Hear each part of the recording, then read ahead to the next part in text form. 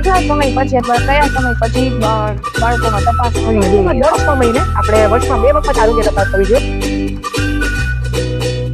બાળકોનું સ્વાસ્થ્ય સારું રહે એ માટે કેવું ખોરાક લેવું જોઈએ? અત્યારની જે જનરેશન છે, અત્યારના બાળકો ખાસ કરીને બહારના મમ્મી પેકેજ એનું ચલણ બહુ જ વધી ગયું છે. તે બાળક ઘરે રાંધેલો તાજો ખોરાક એમાં ઇન્ક્લુડ હોય, કઠોળ હોય, લીલા ભાજીવાળા શાકભાજી હોય, ફ્રૂટ, કઠોળ, આ બધી વસ્તુનો મેક્સિમમ ઉપયોગ કરે.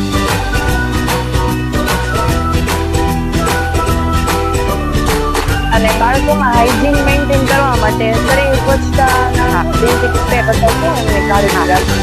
બાળકો સવારમાં ઉઠે એટલે સૌથી પહેલાં તો એ લોકોને એવી ટેવ પાડવી જોઈએ ઘરમાંથી પણ, અને આપણે એમથી પણ કે સૌથી પહેલાં બ્રશ કરે, એની એનું ટૂંકમાં જીભ ક્લીન કરે, કે પછી એની શૌચક્રિયા પતાવે, વ્યવસ્થિત નાહીને તૈયાર થાય અને સવારનો નાસ્તો એકદમ હેલ્ધી રાખે. છતાં બાળકોની હાઇટ પ્રમાણમાં ઓછી જોવા મળે છે, નીચા બાળકો જોવા મળે છે.